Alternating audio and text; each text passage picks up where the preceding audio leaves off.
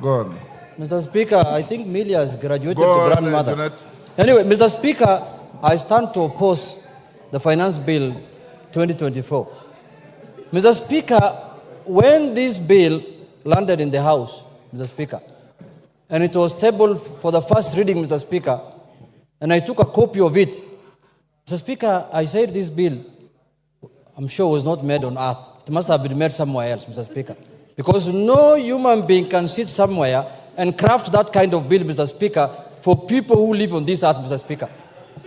Why do I say, Mr. Speaker, so? Mr. Speaker, the bill was attacking a human being from all sides, from his stomach, from his head, from his legs. You cannot move, you cannot eat, you cannot sleep, you cannot travel. That's what the bill was doing, Mr. Speaker. Mr. Speaker, I was asking myself again a question. If this bill has decided to tax everything under the sun, from bread to tires of mukokoteni, of piki-piki, boda-bodas, wheelbarrows, even wheelchairs of disabled people. Mr. Speaker, I was asking myself, in the next financial year that is just 8 months to come, what will they tax now? Because you have taxed basically everything. What are you going to tax next? I thought the next taxation is going to be the oxygen now that we are taking. Yes, order, Junet. Yes, Lelmengit. What's your point of order and what standing order?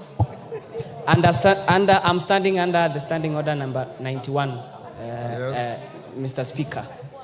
I want Honorable Junet to substantiate that we are only putting levies on imported assembled motorcycles, not locally assembled and not locally manufactured, so that the Kenyans out there can know, can know the truth, Mr. Speaker. Thank you. Mr. Speaker, I have not even spoken about that. Me, I spoke about rubber. I did not talk about assembled, disabled, and non-assembled. I have not talked about that. You must be in a different house than me. You must be in Wasingishu County Assembly or something, Mr. Speaker. Mr. Speaker, to proceed with my point of argument, Mr. Speaker, if this bill was done the way it was done, without the input of serious government technocrats, Mr. Speaker, then it has proved to me that this government lacks technocrats. What it has also come to prove is that when we were campaigning, this government said they have a plan. And they put everything that is flowery, that is good in that plan. But I can see now what is happening in this country is to govern this country without a plan. Because there is no plan that can recommend this kind of finance bill, Mr. Speaker, on earth. It is a process now. The process now the government or the regime has entered is to govern without a plan. And I think the people who have been entrusted to develop these bills, to bring it here, those people really want to bring down this government. And it is coming down slowly. And so, I mean too fast. Mr. Speaker, you cannot, I want to tell my colleagues and members of parliament here, where the rubber meets the road is this house. The bill can be manufactured anywhere. It can be manufactured inside a bar, inside a hotel, inside your home, but in the end, it has to be passed here. And that is why they say there is no taxation without representation. Now, it is us, members of parliament, who will be held responsible for taxing Kenyans, not the authors of the bill. Those people, they will be found nowhere. The people whose the question will be put to them, as many of that opinion say aye, as many of that opinion say nay, it is us. Today, we have an opportunity to stand with the people of Kenya, to defend the people who elected us. Today, against harsh taxation, against imposing taxation that is going to make them, Mr. Speaker, you are taxing bread, the stomach of someone. You are taxing rubber, the mobility of someone. You are taxing money transfer and money services. People cannot afford anything to buy because the money will be expensive. What else has remained other than death now? Somebody just has to die now. Nothing else has remained. But Mr.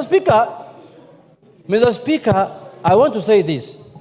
Taxation must be, we know the general principles of taxation, Mr. Speaker. The general principles of taxations are known. Myself, I've interacted with the finance bill now for the 11th or 12th time, Mr. Speaker. The tax must be equitable, must be simple, must be efficient. Now we are, before last financial year and the other year, we were discussing, for example, I-tax. Now today we are coming with E-teams. Tomorrow we shall come with K-tax. Mr. Speaker, how many times are we going to change the process of taxation in this country? We are discussing here economic growth. You want to tell me this kind of bill will enhance economic growth in this country? Is that what you're telling Kenyans? Mr. Speaker, let me say this. Yes, Honorable Junet, please appoint the order from Kamket. Under what standing order? Mr. Speaker, I rise under standing order number 176. And Mr. Speaker, just a moment.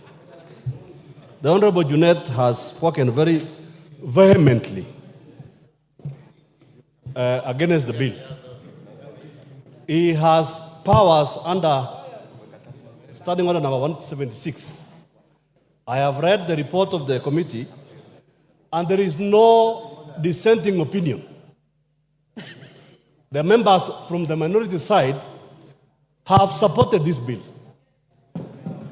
His own members that he, as the minority whip, has nominated to the finance committee. If he is true to his word, can I challenge him, Mr. Speaker, to exercise his powers under standing order number 176 to de-whip those members? Junet. Mr. Speaker, you see, we are now on the plenary of the House. We are not in a finance committee. And the decision of the bill will be made on the floor of this House, not in the committee. But I know where Honorable Kamket is coming from. I know when you collect cattle, you share with everyone. But now this is different, Mr. Speaker. We are in a different scenario. Now we are in the floor of the House, Mr. Speaker. We are not dealing with cattle. But having said, Mr. Speaker, you know, when you are interrupted like this, you lose your thought process, Mr. Speaker. But let me come back to what I was saying. Mr. Speaker, this bill, I can see the committee in their own wisdom have proposed certain changes. That's a step in the right direction, but that's not enough. That's not enough. Because there are more other things that we need to deal with, and we need to bring amendment on them or shoot down the bill in its entirety, in totality. Mr. Speaker, let us be sensitive to the people of Kenya. Now I've lost my time. I can see I'm being told your time is up. Let us be sensitive to the people of Kenya. Because it is the ordinary person who's paying for what we are processing here. It's not us, Mr. Speaker.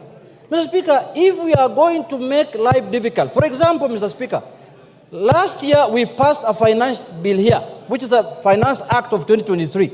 How much money have we collected using that? We did not reach our targets.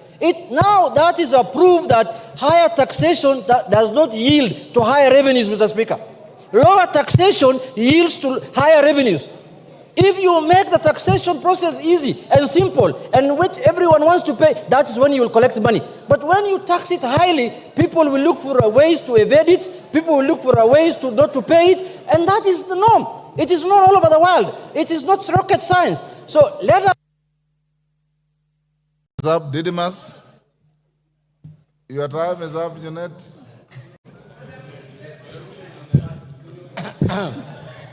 Didymus. Thank you, Mr. Speaker, for giving me this opportunity.